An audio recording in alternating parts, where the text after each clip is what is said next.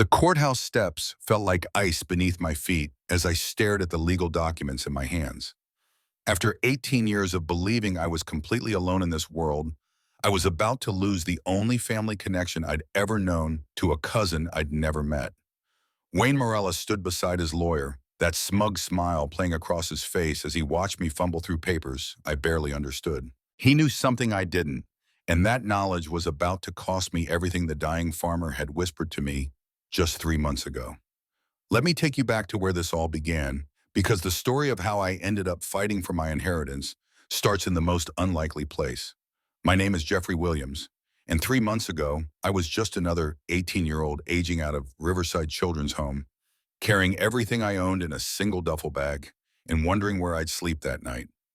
The state stops caring about you the moment you turn 18, and I'd learned long ago not to expect miracles. I'd been at Riverside since I was 7, after my parents died in a car accident.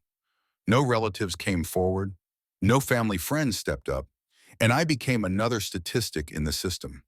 The other kids came and went, some got adopted, some ran away, but I stayed. I was the kid who was too old, too quiet, too damaged for anyone to want. By the time I turned 16, I'd stopped hoping someone would choose me and started planning for the day I'd have to choose myself. That day came on a Tuesday in March. Carol James, the house supervisor, handed me my aging out packet with the same tired expression she gave everyone. Temporary housing voucher, job placement resources, community college information, and a handshake that felt more like a dismissal. Before we see how this ends, tell us where you were watching from and hype this video in the comments. I walked out those doors with no idea that my entire life was about to change because of a conversation that happened 50 miles away. Andrew Castillo was dying. I didn't know his name then, didn't know he existed, but he was lying in a hospital bed in Cedar Valley, asking his nurse about the boy from Riverside Children's Home. The nurse, Betty Long, thought he was confused from the medication. Old farmers don't usually ask about orphans they've never met, but Andrew kept insisting. He had something important to tell someone named Jeffrey Williams. Betty finally called Riverside 3 days after I'd left. Carol James told her I was gone, aged out, no forwarding address. But Betty was persistent, and something in the old man's voice made her believe this mattered. She tracked me down at the temporary shelter downtown, found me stocking shelves at a grocery store for minimum wage, trying to save enough for a security deposit on a room somewhere. When she approached me after my shift, I thought she was social services checking up on me. Instead, she introduced herself as a nurse from Cedar Valley General and told me someone wanted to see me, someone who claimed to know about my family. I almost laughed. After 11 years of being told I had no family, some stranger in a hospital wanted to play pretend, but I had nothing else to do and nowhere else to be, so I caught the bus to Cedar Valley. Andrew Castillo looked smaller than I'd expected for someone who'd spent 60 years working the land. Tubes and wires connected him to machines that beeped softly in the quiet room, and his weathered hands rested on top of white sheets that seemed too clean for someone who'd lived his life in dirt and sunshine. When he saw me, his eyes lit up with recognition that made no sense. "Your mother was my sister," he said, his voice barely above a whisper. "Sarah Williams. She married your father when she was 19, moved to the city, and we lost touch. I tried to find you after they died, but the system, it swallows children whole sometimes. I've been looking for you for 11 years. I stood there processing words that rewrote everything I thought I knew about myself. I had an uncle. I'd had an uncle this entire time. Someone who'd been looking for me while I was learning not to hope for exactly this moment. Andrew reached for my hand with fingers that felt like dried leather and told me he was sorry. Sorry for not finding me sooner. Sorry for letting me grow up alone. Sorry for waiting until he was dying to make things right. But he wanted to give me something. His farm, all 300 acres of it. The house his grandfather built. The land that had been in our family for 4 generations. He had no children, no wife, and according to him, I was his only living relative. He'd already had the papers drawn up, already spoken to his lawyer, Jonathan King. And all I had to do was say yes. I should have been excited, grateful, overwhelmed with joy. Instead, I felt suspicious. Good things didn't happen to kids like me. There had to be a catch, some condition that would snatch this gift away as quickly as it appeared. But Andrew just smiled and squeezed my hand. The only condition, he said, was that I promised to take care of the land the way it had taken care of our family. He died 2 days later, peacefully in his sleep, according to Betty. I attended his funeral in a borrowed suit, standing awkwardly among neighbors who knew him better than I ever would. They looked at me with curious eyes, this stranger who'd inherited their friend's legacy. Some seemed welcoming, others skeptical, but all of them were clearly wondering if I deserved what Andrew had left me. The farm was beautiful in a way that made my chest tight. Rolling fields stretched toward distant hills, interrupted by groves of oak trees that had probably been there longer than the house. The farmhouse itself was 2 stories of white clapboard with a wraparound porch and windows that caught the morning light like promises. A red barn stood 50 yards away, its paint faded but its structure solid, surrounded by smaller outbuildings that spoke of decades of purposeful work. I walked through rooms filled with furniture that told stories I didn't know, photographs of people who shared my features but not my memories. In Andrew's bedroom, I found a letter addressed to me in handwriting that matched the signature on my inheritance papers. He'd written it the day before he died, knowing he might not get another chance to explain. "Jeffrey," the letter began, "I know this is overwhelming. I know you have questions about why I never found you sooner, why I waited until now to give you this gift. The truth is I was afraid. Afraid you wouldn't want an old farmer for family. Afraid I couldn't give you the life you deserved. Afraid of disrupting whatever stability you'd found. I was wrong to wait, and I'm sorry for that. This land has been our family's heart for over 100 years. Your great-great-grandfather cleared these fields with his own hands, built the first cabin where the oak grove stands now. Your grandfather expanded the farm. Your mother played in these same fields before she left for the city. She always said she'd come back someday, bring her children home to see where they came from. She never got that chance, but you're here now. The farm isn't easy work, and it isn't always profitable work, but it's honest work. It connects you to something bigger than yourself, something that was here before you and will be here after you're gone. I hope you'll find the peace here that I found, the purpose that comes from taking care of something that takes care of you in return. There's money in the account at First National, enough to get you started and keep you going through the first few seasons while you learn. Jose Sanders at the feed store knows farming better than anyone in the county, and he'll help you if you ask. Kelly Price at the diner makes the best coffee and gives the best advice, usually whether you want it or not. These people were my family by choice, and they'll be yours too if you let them. I wish I could have known you, Jeffrey. I wish I could have watched you grow up, taught you to drive the tractor, shown you which fields flood in spring and which ones produce the best corn. But I can give you this chance to build the life I always hoped you'd have. Make it yours." I read that letter 3 times before the tears made it impossible to continue. This man I'd known for less than a week had given me more than anyone else ever had. Not just land and money, but belonging. A place where I wasn't an outsider, where I wasn't too old or too damaged or too anything. I was family. The first month was harder than I'd expected. I'd grown up in the city, where food came from stores and work meant indoor jobs with regular hours. Farming meant getting up before dawn, learning the difference between equipment I'd never seen before, and making decisions that could affect an entire season's crop. I made mistakes that cost money I couldn't afford to lose and felt the weight of responsibility for something I didn't fully understand. But slowly things started making sense. Jose Sanders became my unofficial teacher, showing up at the farm most mornings with coffee and patience. He taught me to read the weather, to recognize when plants were thriving or struggling, to operate machinery that seemed impossible until it became second nature. He never made me feel stupid for not knowing things that seemed obvious to him, never acted like I didn't belong there. Kelly Price fed me dinner at the diner most nights, claiming she made too much food anyway. Through her, I met other farmers, shop owners, people who'd known Andrew for decades and wanted to honor his memory by helping me succeed. They shared stories about my uncle that painted a picture of a man who'd been respected and loved, who'd helped his neighbors through difficult times and never asked for anything in return. But not everyone was happy about my inheritance. Wayne Morales appeared at my door on a humid Thursday evening in June, introducing himself as Andrew's cousin and demanding to know who I thought I was. He was in his 40s, dressed in clothes that cost more than my monthly grocery budget, and angry in a way that made the heir feel dangerous. Wayne claimed he had been Andrew's closest living relative, that he'd been expecting to inherit the farm when Andrew died. He'd been planning to sell it to developers who wanted to build a shopping center, had already negotiated a price that would have made him wealthy. My sudden appearance had ruined those plans, and he wasn't accepting it quietly.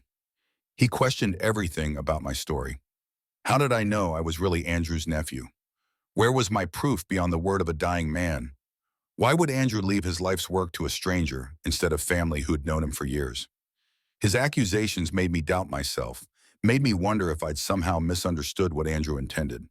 But when I showed Wayne the letter, when I explained about my parents and produced the birth certificate that proved my mother's maiden name was Castillo, his anger shifted to something more calculating.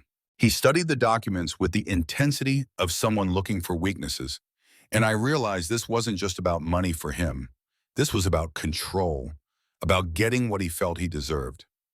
Wayne hired a lawyer and filed a lawsuit challenging the will. He claimed Andrew had been mentally incompetent when he signed the inheritance papers, that I had somehow manipulated a sick old man into giving me his property. The legal papers arrived on a Tuesday, delivered by a sheriff's deputy who looked almost apologetic as he handed me documents I couldn't afford to fight. Jonathan King, Andrew's lawyer, met me at his office the next morning. He was older than I'd expected, with gray hair and kind eyes behind wire-rimmed glasses. He'd known Andrew for 30 years, had handled his legal affairs since Jonathan first started practicing law. He assured me the will was solid, that Andrew had been completely lucid when he signed it, but he also warned me that fighting Wayne's challenge would be expensive and time-consuming. I had two choices. I could settle with Wayne, sell him the farm for less than it was worth, and walk away with enough money to start over somewhere else. Or I could fight, risk everything on the chance that a judge would believe Andrew's intentions were genuine. Jonathan would represent me regardless of what I chose, but he wanted me to understand what I was risking. That night, I walked the property in the fading light, trying to imagine it covered with concrete and strip malls. The thought made me physically sick. This wasn't just land to me anymore. It was the only connection I had to the family I'd never known. The only place I'd ever felt like I belonged. Wayne could have his shopping center over my dead body. The legal battle consumed the next 2 months. Depositions, document reviews, character witnesses, medical records proving Andrew's mental competency right up until his death. Wayne's lawyer painted me as an opportunistic stranger who'd taken advantage of a lonely old man, while Jonathan presented evidence of my legitimate family connection and Andrew's clear intentions. The worst part was the waiting. Every day I worked the farm, I wondered if it would be my last day there. Every evening I sat on the porch. I imagined Wayne's bulldozers tearing down everything Andrew had built. The stress affected my sleep, my appetite, my ability to focus on the work that needed to be done. But the community rallied around me in ways I hadn't expected. Kelly Price organized a legal fund at the diner, collecting donations from people who wanted to see the farm stay in the family. Jose Sanders testified about Andrew's mental sharpness in the weeks before his death, about conversations they'd had regarding his plans for the property. Even people I barely knew offered support, united by their respect for Andrew and their opposition to Wayne's development plans. The hearing took place on a sweltering August morning in the county courthouse. Wayne sat with his lawyer at one table, confident and well-dressed, while I sat with Jonathan feeling like I was wearing someone else's clothes. The judge was a woman in her 60s named Evelyn Nguyen, who listened to both sides with an expression that revealed nothing about her thoughts. Wayne's lawyer presented their case first, arguing that Andrew's decision to leave everything to a stranger he'd known for less than a week proved mental incapacity. They questioned why Andrew had never mentioned me to neighbors or friends, why he'd waited until he was dying to make contact, why he hadn't included any safeguards or conditions in the will. When Jonathan stood to present our defense, he started with the letter Andrew had written me. He read it aloud in the courtroom, and I watched the judge's expression soften as she heard Andrew's words about family, about regret, about wanting to give me the chance he'd never had to provide. Jonathan presented birth certificates, hospital records, testimony from Betty Long about Andrew's insistence on finding me. But the moment that changed everything came when Jonathan called Kelly Nguyen to the witness stand. I hadn't known Kelly had a daughter, hadn't known that Evelyn was her mother.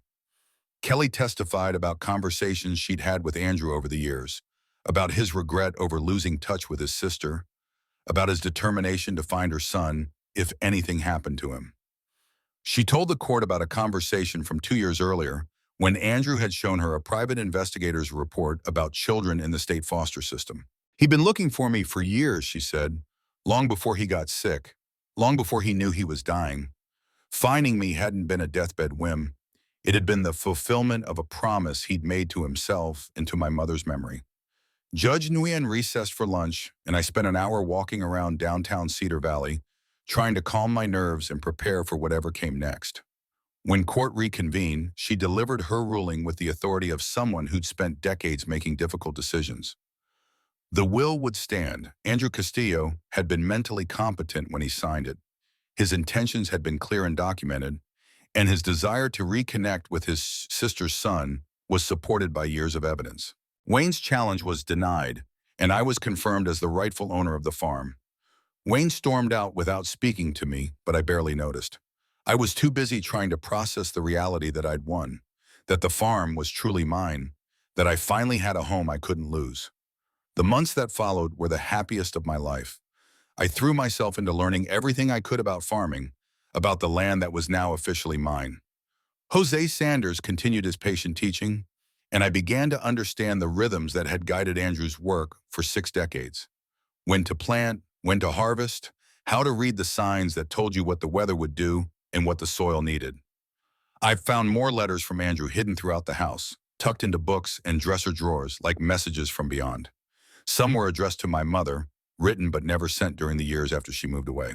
Others were addressed to me, written during the time he was searching, expressing hope that someday he'd have the chance to give them to me in person. Reading those letters was like getting to know the uncle I'd never had the chance to meet.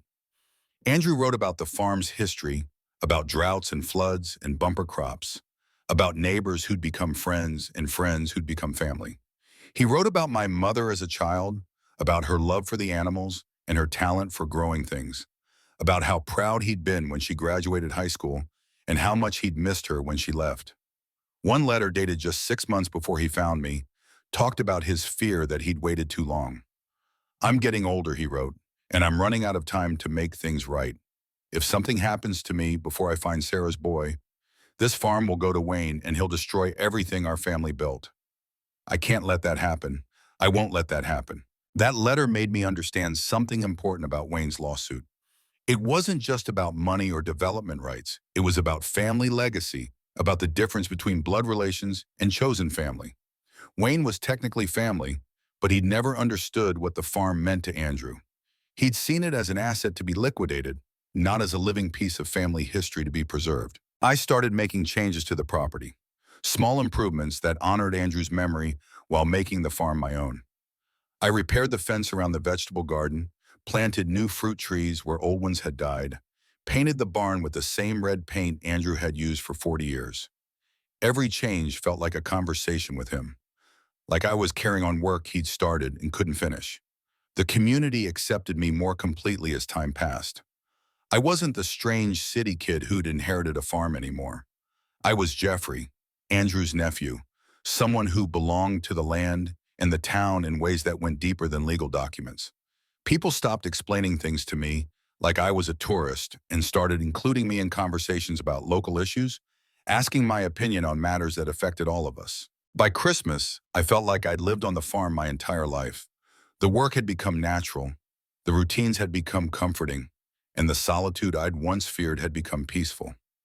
I decorated the house for the holidays for the first time since Andrew died, hanging lights on the porch and putting up a tree in the living room where he'd probably done the same thing for decades. Kelly Price invited me to Christmas dinner at her house, where I met 3 generations of her family and felt the warmth of belonging to something bigger than myself. Her grandchildren called me Uncle Jeffrey, and her daughter asked if I was planning to stay on the farm permanently.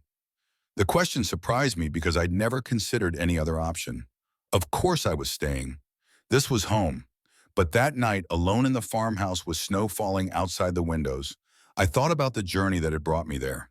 18 months earlier, I'd been a kid with no family, no prospects, no reason to believe my life would ever be more than a series of temporary situations. Now I own 300 acres of some of the most beautiful land in the county, had friends who cared about my success, and work that gave my life meaning and purpose. I thought about Andrew, about the uncle I'd known for less than a week, but who'd changed everything for me. I thought about Wayne, who tried to take away the only real family connection I'd ever had, and felt something that wasn't quite forgiveness, but wasn't anger either. Maybe he genuinely believed he deserved the farm more than I did. Maybe he'd seen Andrew's gift to me as a betrayal of family loyalty. I couldn't change his feelings, but I could make sure his fears about my worthiness were unfounded. Spring brought new challenges and new opportunities. I expanded the vegetable garden, added chickens to provide fresh eggs, and started planting a small orchard that would take years to mature, but would feed the family I hoped to have someday. Every decision I made was an investment in a future I was finally brave enough to imagine.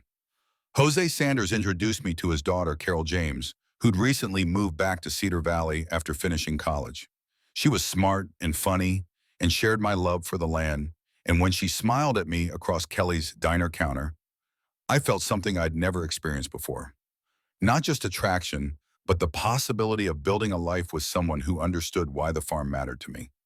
2 years after inheriting the farm, I was a different person than the scared 18-year-old who'd walked out of Riverside Children's Home. I was stronger, more confident, more connected to the world around me.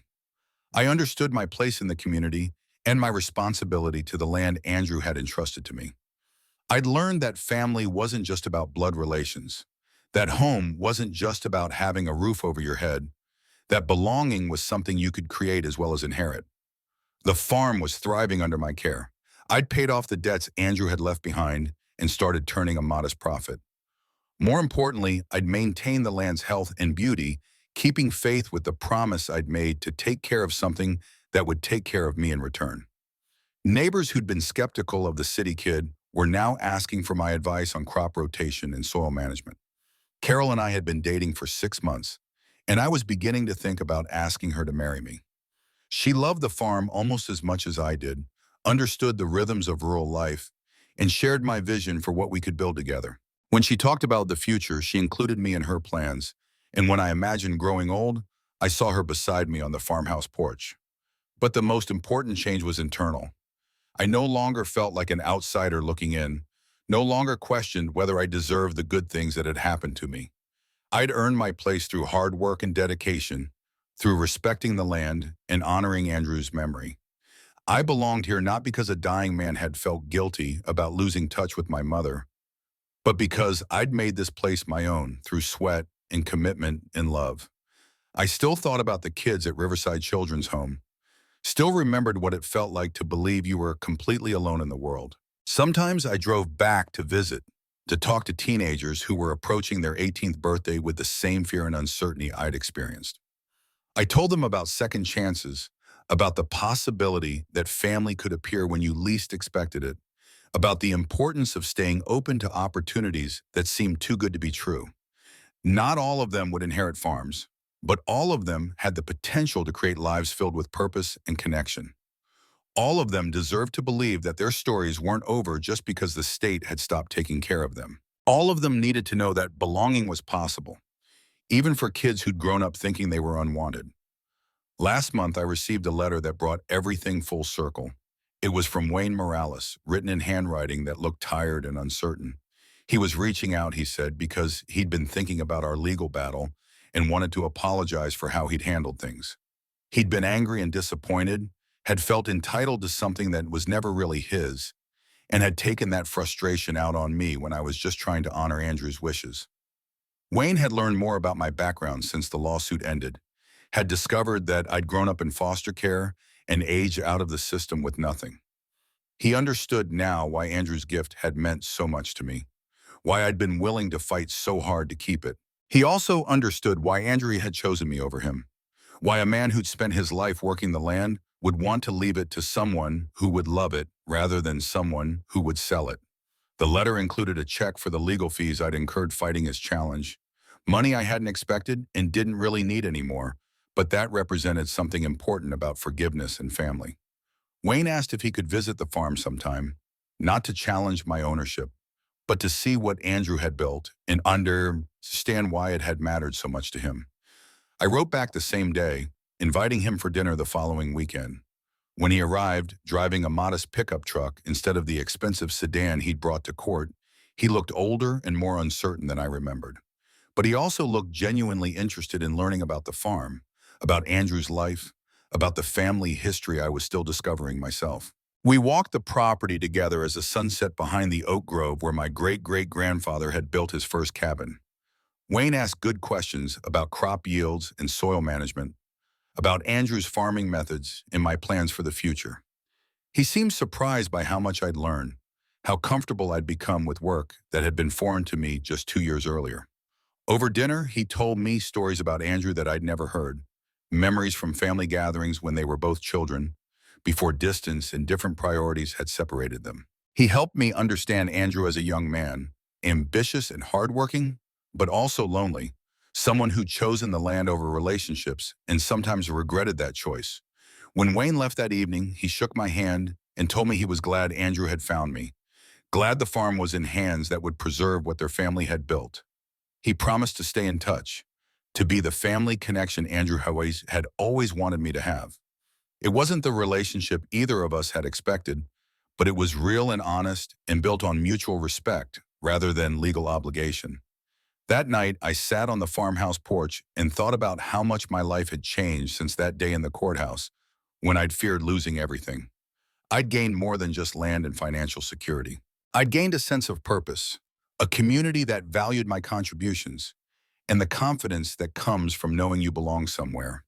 Today, as I write this story 3 years after Andrew's death, I'm preparing for my wedding to Carol next month. We'll exchange vows in the oak grove where my ancestors first settled, surrounded by friends who've become family and family who've become friends. Kelly Price is catering the reception. Jose Sanders is walking Carol down the aisle since her father passed away last year. And even Wayne will be there, representing the complicated but important connection to my extended family. The farm continues to thrive under our joint care. Carol brings knowledge I lack and energy that complements my own. And together we're building something that honors Andrew's legacy while making it our own. We've added a small greenhouse for year-round growing, expanded the chicken operation, and started hosting school groups who want to learn about agriculture and rural life. But the most important thing we're building is a family.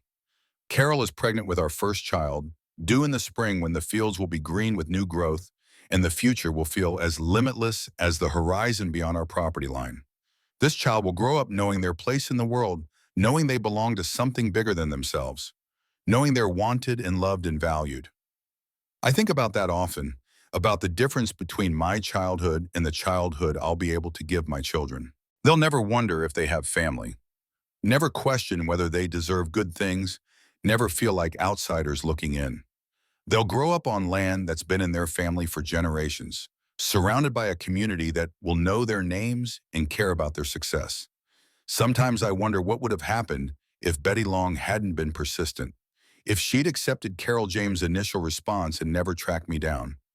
I'd probably still be stocking shelves somewhere, still believing I was completely alone, still waiting for a life that would never begin. Andrew's gift wouldn't have reached me.